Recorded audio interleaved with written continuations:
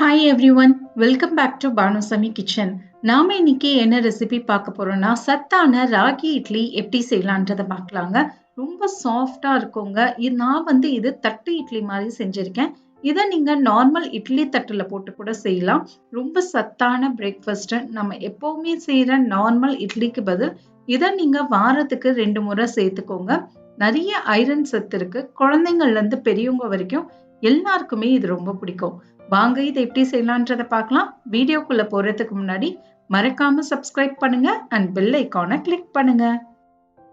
First நம்ம கேழ்வரகை ஊற வச்சுக்கலாங்க. 1.5 கப் அளவுக்கு கேழ்வரகு எடுத்துக்கோங்க. கப்பு 250 ml கப் எடுத்திருக்கீங்க. நீங்க கிண்ணம் எடுக்கிறீங்கன்னா அதே கிண்ணத்தை கடைசி வரைக்கும் ஃபாலோ பண்ணுங்க. இது கூடவே ஒரு 1/2 கப் அளவுக்கு இட்லி அரிசி எடுத்துக்கோங்க. இட்லி அரிசி இல்லாத பட்சத்துல தோசை ரைஸ் ரேஷன் அரிசி எது வேணாலும் யூஸ் பண்ணலாங்க. இதை நம்ம 2 வாட்டி நல்லா கழுவி எடுத்துட்டு வந்துருங்க. 2 முறை நல்லா கழுவிட்டு இந்த தண்ணியை தூர போட்டு ஃப்ரெஷ்ஷான தண்ணியில ஒரு 6 மணி நேரம் மூடிய போட்டு ஊற வச்சிருங்க. 6 மணி நேரம் ஊறட்டும். அடுத்து நாம ஒரு 1/2 கப் அளவுக்கு உளுத்தம் பருப்பு எடுத்துக்கோங்க. இது கூட 1/4 டீஸ்பூன் அளவுக்கு வெந்தயம் சேர்த்துட்டு இதையும் ஒரு 2 வாட்டி நல்லா கழுவி எடுத்துட்டு வந்துருங்க. இதையும் ஒரு 6 மணி நேரம் அப்படியே நம்ம இதை ஊற வச்சிடலாம். 6ல இருந்து 8 மணி நேரம் கூட ஊற வைக்கலாங்க.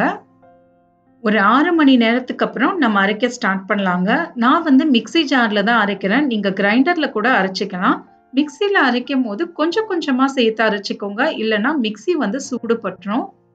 இதை நம்ம கொஞ்சமா தண்ணியை சேர்த்து நல்லா அரைச்சி எடுத்துட்டு வந்துருங்க.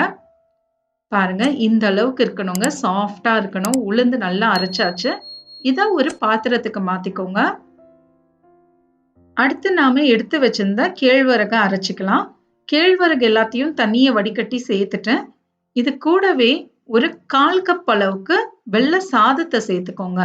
நம்ம வடிச்ச சாதத்தை சேர்த்துட்டு நாம இதை கொஞ்சம் கொஞ்சமா தண்ணியை சேர்த்து அரைச்சி எடுத்துட்டு வாங்க. இந்த அளவுக்கு மைய அரைச்சிடணுங்க. தண்ணி கப்பு படி பார்த்தீங்கன்னா ஒரு 1/2 கப் அளவுக்கு தேவைப்படும். கொஞ்சம் கொஞ்சமா சேர்த்து அரைச்சி இது எல்லாத்தையும் நம்ம கையால கலந்துக்கலாம். பாருங்க, இப்ப நாம இத கையால நல்லா கலந்து விட்டுருங்க. அப்பதான் நல்லா புளிக்கும். இல்லைன்னா நீங்க கரண்டியால கலந்தீங்கன்னா புளிப்பு உங்களுக்கு வராது. கையாலேயே கலந்து இத ஒரு பக்கமா ஒரு 8 மணி நேரம் அப்படியே வச்சிருங்க. ஒரு 8ல இருந்து 10 மணி நேரம் அப்படியே இருக்கணுங்க. மாவு எந்த அளவுக்கு புளிக்குதோ இட்லியும் நமக்கு நல்லா சாஃப்டா வரும். அடுத்த நாள் காலையில பாருங்க, மாவு நல்லா புளிச்சிருக்கும். பாருங்க எந்த அளவுக்கு மேல பொங்கி வந்திருக்கு பாருங்க. இப்படிதான் இருக்கணும். இதை நம்ம நல்லா கலந்து விட்டுக்கலாம். கரண்டியால இதை நல்லா கலந்து விட்டுருங்க. சைடு கார்னர்ஸ்ல இருந்து அந்த மாவு எல்லாத்தையும் எடுத்து விட்டுருங்க. இதுதாங்க மாவு கன்சிஸ்டன்சி. இப்ப நாம இதுல கொஞ்சமா உப்பு, தேவைக்கேற்ப தண்ணியை சேர்த்துக்கோங்க. மாவு கொஞ்சம் தண்ணியா இருந்துச்சுன்னா விட்டுருங்க. கொஞ்சம் திக்கா இருக்கிற பட்சத்துல கொஞ்சமா ஒரு 1/4 கப் அளவுக்கு தண்ணியை சேர்த்து மாவை கரைச்சிக்கோங்க. இது ஒரு பக்கமா இருக்கட்டும். இப்ப நாம தட்டு இட்லியில தட்டுல எல்லாத்துலயும் எண்ணெயை தடவிக்கலாங்க. இதுதாங்க தட்டு இட்லியோட தட்டு. இது எல்லாத்துலயும் எண்ணெயை தடவிக்கோங்க. அப்பதான் ஒட்டாம வரும். உங்ககிட்ட இந்த பேன் இல்ல, இந்த தட்டு இல்ல அப்படின்னா நீங்க நார்மல் இட்லி தட்டுல கூட இத நம்ம சுட்டு எடுத்துக்கலாம். 2 கரண்டி அளவுக்கு மாவை இதுல சேர்த்துக்கோங்க. தட்டு இட்லி பாத்தீங்கன்னா இந்த கர்நாடகால எல்லாம் ரொம்ப ஃபேமஸ்ங்க. நல்லாவே இருக்கும். இதை நீங்க ஒரு வாட்டி ட்ரை பண்ணி பாருங்க. ஒரு இட்லி சாப்பிட்டாலே நமக்கு வயிறு அந்த அளவுக்கு ரொம்பிடும். பாருங்க, எல்லாத்துலயும் மாவு போட்டாச்சு. இப்ப நாம இந்த தட்டு இட்லி ஸ்டாண்டுல ஒவ்வொரு தட்டா வச்சிருங்க. இப்ப பாத்தீங்கன்னா எல்லா தட்டும் அடுக்கி வச்சாச்சு. பார்க்கவே அழகா இருக்கு பாருங்க. டிஃபன் பாக்ஸ் கேரியர் மாதிரி இருக்கும். இப்ப நாம இத இட்லியில பாத்திரத்துல நம்ம வச்சிடலாங்க. இந்த இட்லி கொஞ்சம் வேகறதுக்கு லேட் ஆகுங்க. ஏன்னா நம்ம மாவு அதிகமா சேர்த்திருக்கோம். இட்லி பாத்திரத்துல தண்ணியை ஊத்தி தண்ணி நல்லா கொதிச்சதுக்கு அப்புறம் இது 15ல இருந்து 20 நிமிஷம் மிதமான சூட்டுல மீடியம் ஃப்ளேம்ல வச்சிருங்க. ஒரு 15 நிமிஷத்துக்கு அப்புறம் நாம பார்ப்போம். எக்ஸாக்டா ஒரு 15 நிமிஷத்துக்கு அப்புறம் ஓபன் பண்ணி பாருங்க. ஒரு குச்சியை வச்சோ இல்ல கத்தியை வச்சோ குத்தி பாருங்க. கிளீனா வந்துச்சு அப்படின்னாலே இட்லி வெந்துடுச்சுன்னு அது அர்த்தம். இது நீங்க தட்டு இட்லியில பண்றீங்கன்னா இந்த ப்ராசஸ ஃபாலோ பண்ணுங்க.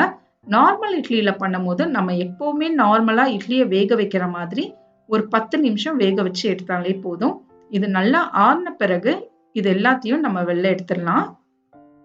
இப்ப பார்த்தீங்கன்னா, நல்லா ஆறிடுச்சுங்க. ஒரு சின்ன கத்தியோ, இல்ல ஏதாவது வச்சு சைடு கார்னர்ஸ்ல எல்லாத்தையும் எடுத்து விட்டுருங்க.